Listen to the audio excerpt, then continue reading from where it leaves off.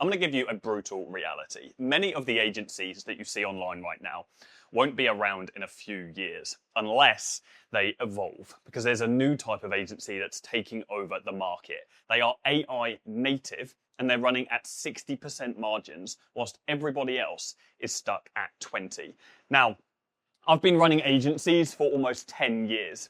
And right now, I'm seeing the biggest market shift that I have ever witnessed. And in this video, I want to break down exactly what AI native actually means, why the middle of the market is about to get completely wiped out, and exactly how you can make this transition in your agency if you want to not only survive, but thrive in the market that we are moving to. And at the end, I'm going to give you a well-educated prediction on where I think this whole market goes over the next 5 years.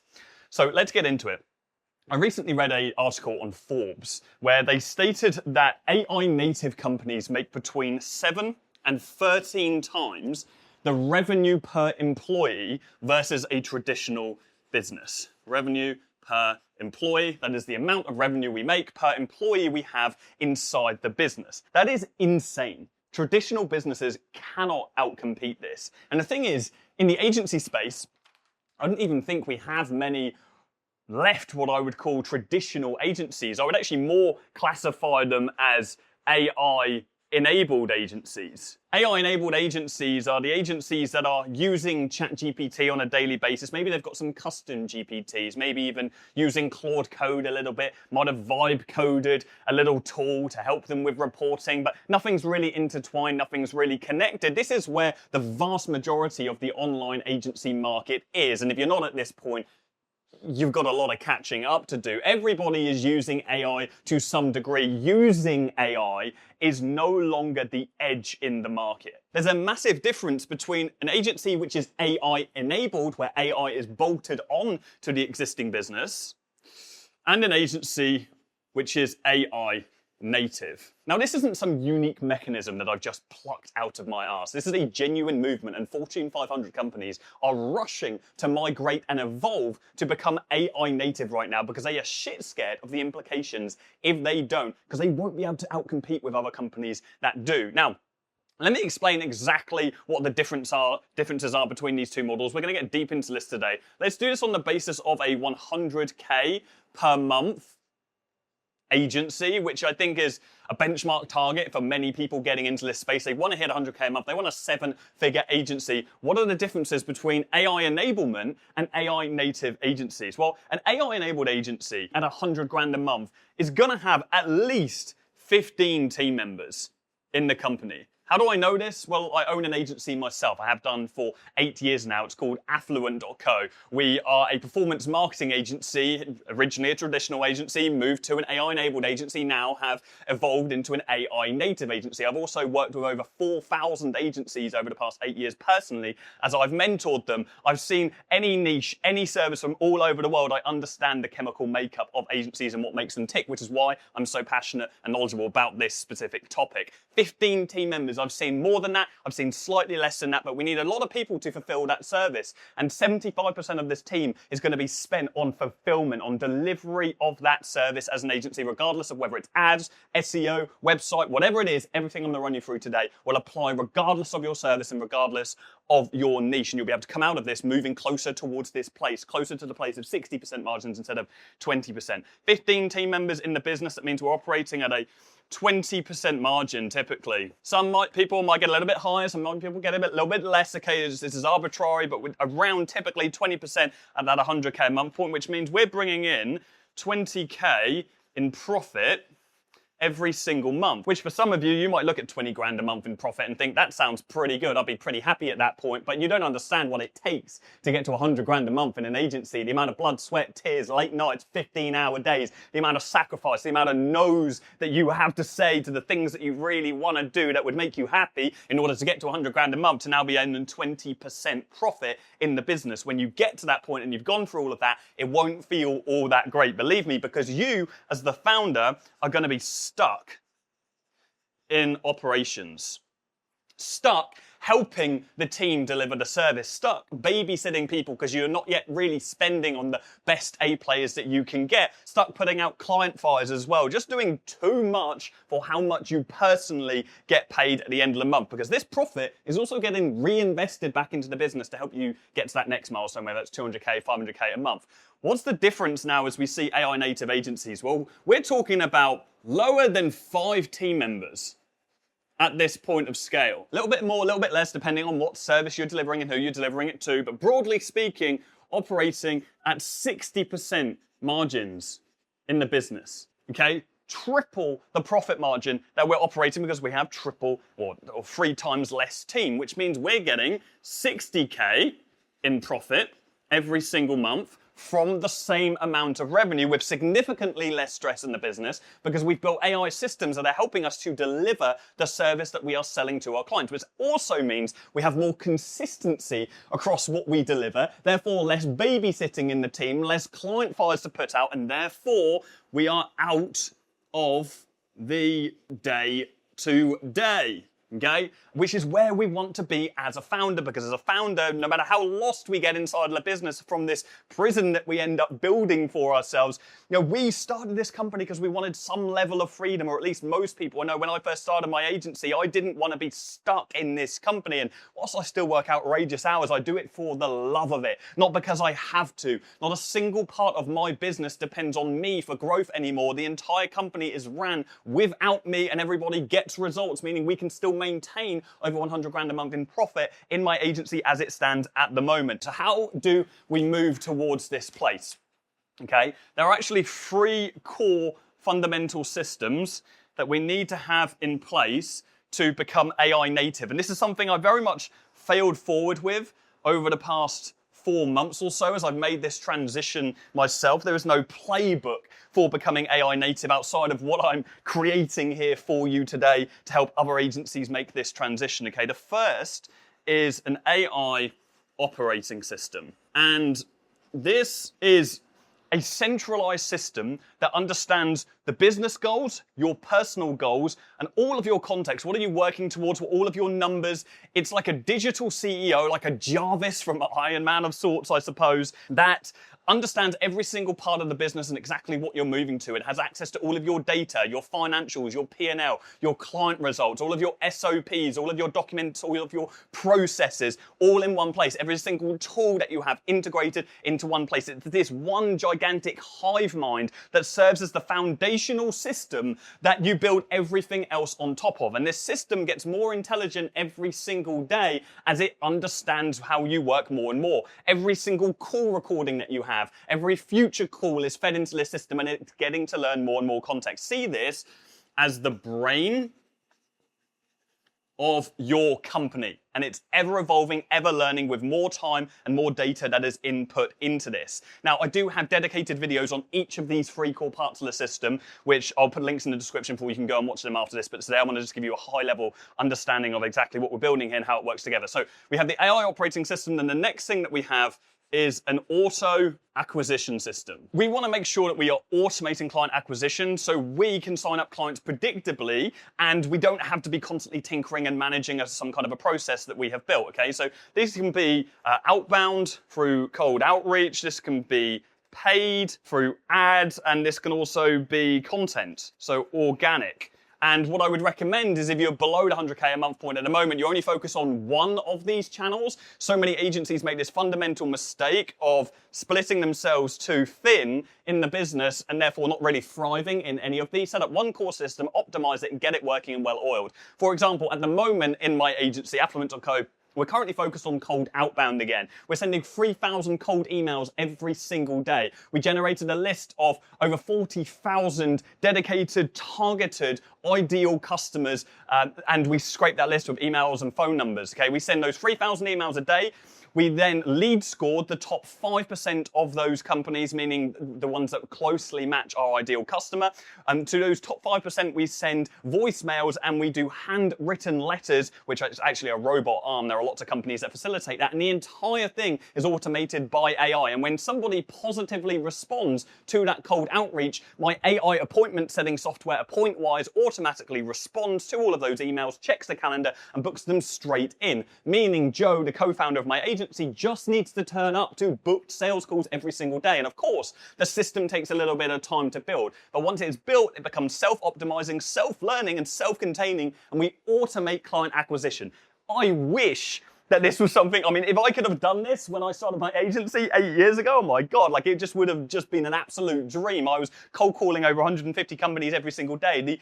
I can't overstate enough how significant it is as an agency to be able to automate client acquisition. It's probably the biggest bottleneck in most agencies that we have. And now we can do it. And we can do the same thing through paid, running ads on Meta and Instagram. And we can do the same thing through generating content, mass scripts, ideation, and so on. We can create processes and systems that can automate that side of the business with minimal human input, depending on what it is that we are actually building. Now, the final thing is AI employees. We need to create an agentic workforce. See this as a suite of AI agents that understands how you commit every single task inside of the business across every single department. This is one of the first things that I built in my own agency to help us lean the team down over time. Now, again, I have videos for each of these elements on my channel. I'll put links in the description. You can go ahead and watch them now. But how do we move towards this place? How can we transition a business if we already have an existing agency? And you'll be able to apply this same logic if you're just getting started as well, because you can skip the part of needing to move your team. So this is the evolution path. Now, we start off, and of course, these timelines will change depending on the complexity of your business. But let's just say we're going to spread this over 6 months. We start off with month 1, which is where we need to document our IP. And actually, this is fundamental to us building the AI operating system and our outreach systems as well. We start off by documenting all of our intellectual property, all of our processes, all of our SOPs. We need to make sure that we have a great library of how we do things. The only thing that separates you from me as an agency or anyone else is the number of case studies that we've got, therefore our proof and our reputation, and our intellectual property, our unique way of doing things. So if you stack me next to another paid ad agency, we're going to have different nuances, different scripts that we use, different lessons that we've got from all of the data that we've collected over the years. That is the value of the future in a business. It is the data and the intellectual property that they have. So if we want to move to an agentic workforce, we need to make sure we've documented that, and we're going to task our team with documenting those processes as well, so we've got that all in line, okay? And so then we use that intellectual property to build our AI employees, okay? And we can start building these out with something like Claude Code, using a VS Code infrastructure. We need to take that intellectual property, and then we need to create employees for every single team member that we have in the company as it stands at the moment. So we're effectively going to plan our organization structure, our organization chart, and then we're going to map out which employees we need in order to be able to aid the existing company. Imagine these as just like ultimate custom GPTs that you've built on your own application. Now, the interesting thing is when you're first, and if you are just starting out in your agency, you're not going to be able to create AI employees that have this great super intelligence because they're based on your intellectual property and your data. You're not going to have much data,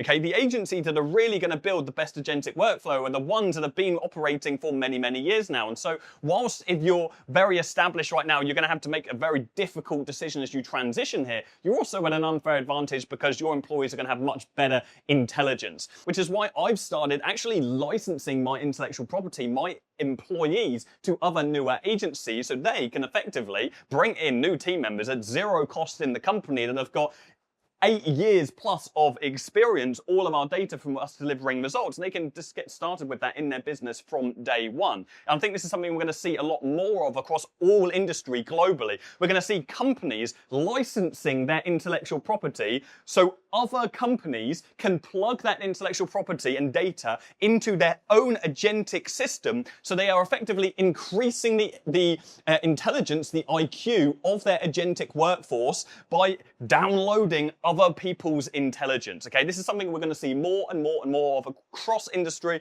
across the world over the next few years. So if you're a newer agency, just use my intellectual property. If you're an established agency, then use your intellectual property, all of your processes, plug it into mine, then you've really supercharged it. It's like, okay, I've already got 100 IQ, you plug in your 50 IQ, and now we're at 150 and we go from there. Maybe you've got more than me, who knows? Maybe you can give me your intelligence. We can all just share our IP and have a sick agentic workflow. We are going to use that to then amplify the team, okay? So what we're going to do is we're going to use those AI employees initially to amplify our existing team. We're going to allow them to do better work more consistently and, most importantly, much more of it. We're going to increase their output, and so we can expect a lot more from the existing team because they now have the ability to skip a lot of the stuff that they're spending time with on a daily basis at the moment just by manual workforce. And then we're going to have to start making these really difficult decisions. You know, another month to go by and we're going to have to start cutting the week. You know, as a founder, we have to start cutting the week anyway in the business. Is something we should already be doing. But if you want to survive in the market, you've got to make some incredibly difficult decisions. That's why we're seeing these massive cuts on employees and headcount over the world right now.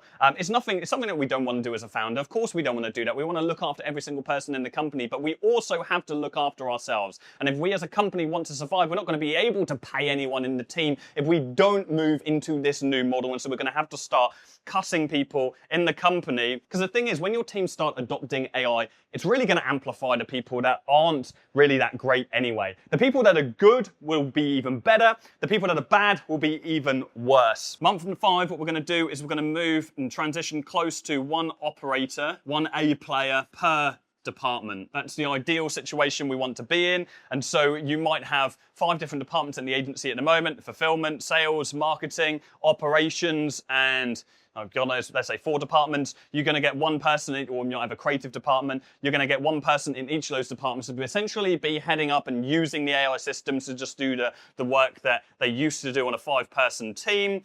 And then month 6, the ideal situation is we're then transitioning to being 3 department heads. An agency only really has 3 departments. We have sales and marketing, we have operations, and we have fulfillment. Those really are, most agencies don't even have an operations department. You know, only when you're getting to over 100K a month do you really start thinking about operations. Most of it's just handled between sales and marketing and fulfillment. And so the ideal situation is we just move to having department heads in the company who just keep the wheels moving in that silo, in that vertical within the business, okay? Really quickly, just to make sure that you've got clarity on this, I'm just going to run through the actual organization structure and how that looks. You know, we start off today, we're talking about that 100K a month agency. This is how it would typically look in the business. You know, we're going to have our sales and marketing, we're going to have our operations, and we're going to have our fulfillment department, you know, or maybe we've got sales, marketing, fulfillment, depending on your business. We said we've got 15 team members. So here are those 5 people. Oversimplified, of course. This is what it looks like at the moment. Phase 2, or phase 1 rather, is we're going to transition to a place where you as the founder actually bring in someone else in the company, which is going to be, let's say, an operations manager, for example. Then what happens is that person is going to sit in between a smaller team when we start phasing out the week in their departments. And what's going to happen, the reason why AI is on top of these team members, is because AI is being created for these people, and therefore they are just using AI at the moment that has been built for them. The team aren't going to be actually building the AI system for a decent amount of time, at least for a couple of months, but we want to make sure that someone else is sat in between us and the team, okay, who is actually going to be AI savvy, is able to develop this system without us, so we are not stuck in the weeds. Phase 2, we still have us. We've got what is this role even going to be called in the future? It's probably going to be, you know, an agentic manager, chief agentic officer, or something along those lines.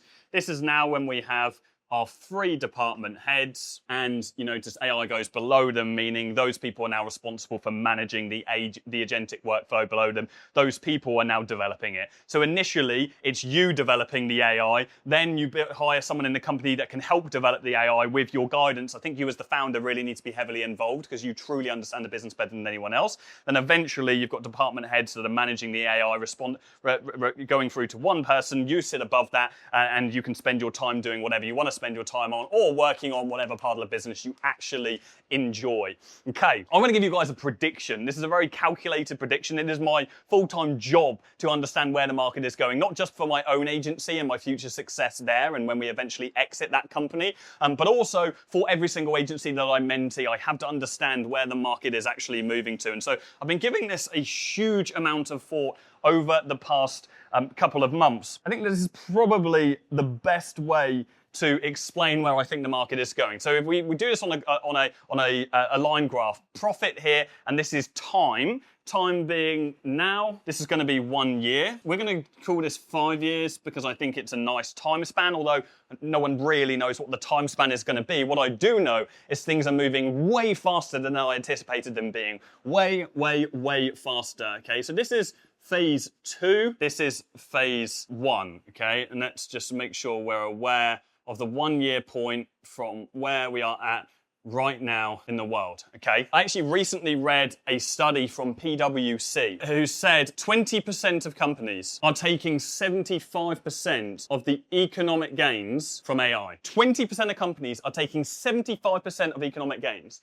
That means that already the minority are making the vast majority of money in this market, okay? So how do you make sure that you are one of these people, okay, that are actually making money and coming out on top within this? So what I'll start off by doing is kind of talking about let's start off with AI-enabled agencies. So an AI-enabled agency at the moment, the agencies that are just using AI, they are going to continue to see a buff, okay, by using AI in their business over the next couple of years.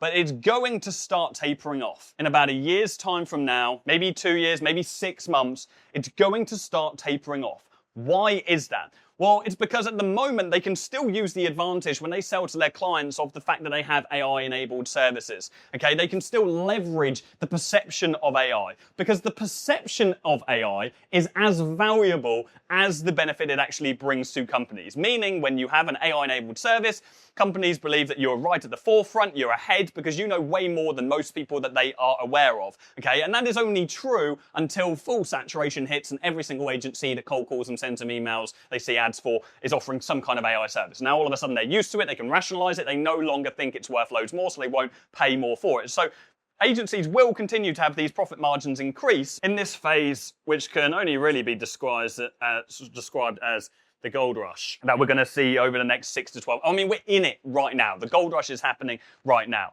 But they are going to start tapering off and eventually will be wiped out from the market. Why? They're not going to be able to outcompete their much stronger competitors who are AI native. And of course you will notice it will slowly taper off because there'll be things like new models and news that'll give them this little buff, that'll give them an edge, and marketers will do the marketing thing and leverage whatever they can in order to stay as active as they can be. Now, AI native agencies are going to see a much more aggressive growth over the next year, but they will still experience somewhat of a taper, but we'll find that it'll level off and certainly won't die off, at least for the foreseeable future. Why are they going to be able to grow so much quicker?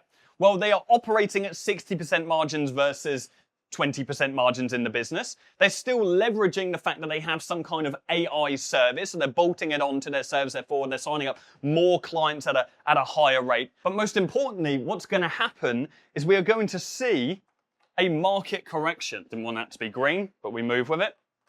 We're going to see a market correction. When most agencies decide to make the transition to becoming AI native, when everybody has a much higher margin in the industry, people are going to look for ways to outcompete each other. They're going to look for ways to find an edge. Well, when our profit margins are big, we know that we now have pricing power. We now have the ability to decrease our prices in order to be able to outcompete other people, okay? And so what we're going to see, prices dropping. We're going to see agencies competing over having the lowest price in the market. And this is going to be gradual. This is going to taper off.